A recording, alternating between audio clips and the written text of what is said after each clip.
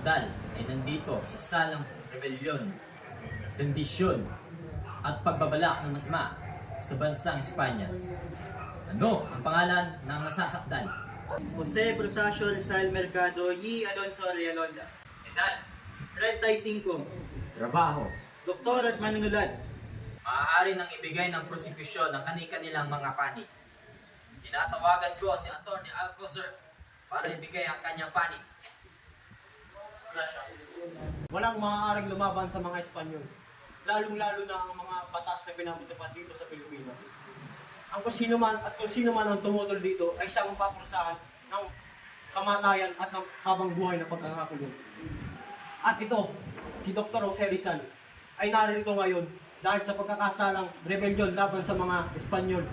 At ang mga sumusunod na parusang nasabi ko kanina ay nararapat lamang sa isang taong tulad niya na masahol pa sa hayop, walang modo at walang utang na loob sa bansang nagpaaral sa kanya. At ang nararapat dito sa taong ito ay ang kamatayan. Gracias, Atty. Alcocer. Ngayon, ay pakinggan naman natin ang depensang panig. Tinatawagan ko si Teniente Javier de Andrade para depensahan ang kanyang panig. Gracias. Hindi nasusukat ang kadakilaan ng isang tao sa yaman o sa dami ng kilala niyang tao. Ito ay nasusukat sa katatagan ng loob at katapangan na ngayon napapasa kamay ni Dr. Jose Rizal. Bago niyo siya husgahan, tingnan niyo muna ang mga sarili ninyo. Ang nais lamang niya ay maging pantay ang trato ng mga Kastila sa mga Pilipino. Hindi kayo dapat nagpapadalos-dalos at magpapataw ng parusa na hindi nararapat sa nasasakdal. Ngayon, pakinggan naman natin ang nasasakdal. Kasinungalingan ang pinaparatang niyo sa akin. Wala kayong konkretong ebidensya at tanging mga liham at galit lamang ang tumutukoy sa aking pagkakasala. Hindi ako maaaring magkasala ng rebelyon sapagkat ako mismo ang mabilin kay Dr. Valenzuela upang huwag niyang pagpatuloy ang tinatali ng pagre-rebelyon laban sa Espanya. Wala rin akong kinalaman sa kanilang pag-aaklas at hindi ko rin alam na ginagamit nila ang aking ngalan sa kanilang mga aktibidad. Napakarami ko pang maaaring sabihin upang mapatunayan ang aking pagkawalang sala. Naway gamitin niyo ang mga utak niyo upang magawa ang nararapat. Magkakaroon pa ng masusing deliberasyon ukol sa kaso ni Rizal. Maaari nang ibalik ang nasasakdal sa kanyang selda. Ipapaalam na lang sa inyo ng hukom kung ano ang magiging resulta ng deliberasyon.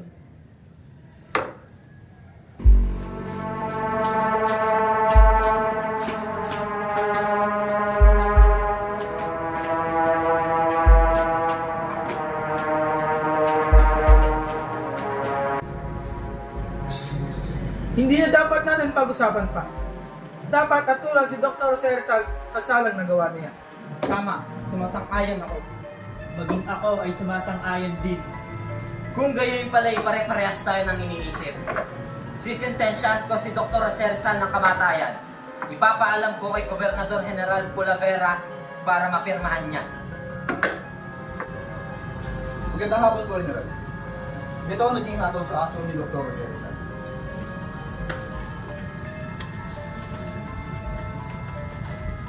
Magaling. Tama lang napatayin ng walang kwentang taong yun. Ayun ang nararapat sa kanya.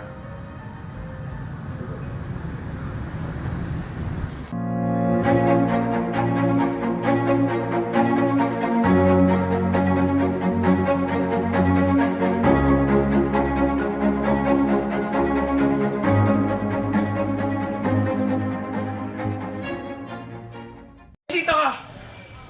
Patawad. Ginawa natin ang lahat pero ang desisyon ng hukuman ay hindi mayon sa katotohanan. Kung kinakailangan mangyari ito, kung kinakailangan magbuwis ako ng buhay para sa ating inang bayan, igagawin ko ito ng buong tapang at may dangal. Pinapahangaw talaga ako sa Marcelitan. Wala pa ako nakikita tao na kayang ibuhay sa kanyang buhay para sa kanyang bayan. Ako'y nalulungkot na hindi kita na ipagtanggol sa kanila. Huwag kang mag-alala, Tiniente. Lubos mo rin akong pinapahanga sa ipinapakita mong tapang. Kung Pilipino talaga ang dumadaloy sa iyong katawan.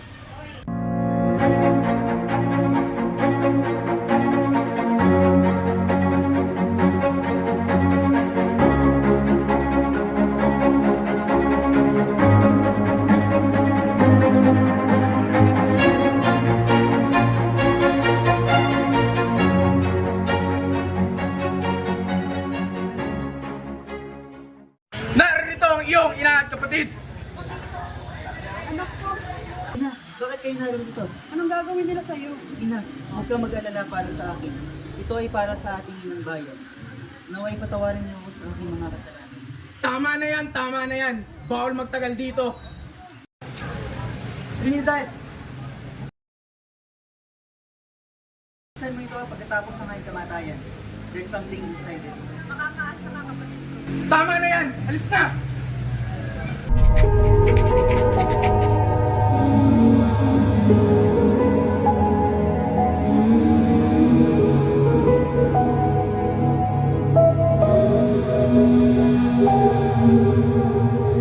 Huwag mong pansinin ang naninira sa'yo. Nakakalungkot man panoodin ang paglubog ng araw. Pero Pepe, baka ito talaga ang tanda. Huwag mong isipin, huwag mong dibdibin, kung papatulan mo. Hindi ko makakalimutan na napasaya mo ko ng sobra. At sa lahat ng lalaki na karelasyon mo, ikaw lang ang handa akong ipagtanggol. Salamat sa pagiging totoo, Pepe.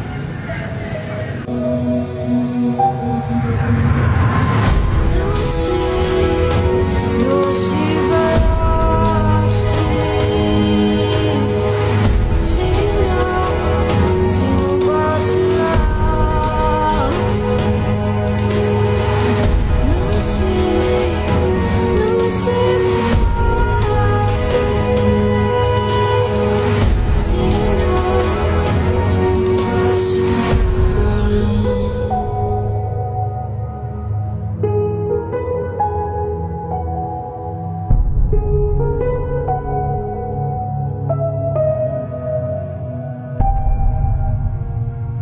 Ituloy mo lang, gawin ang gusto mo.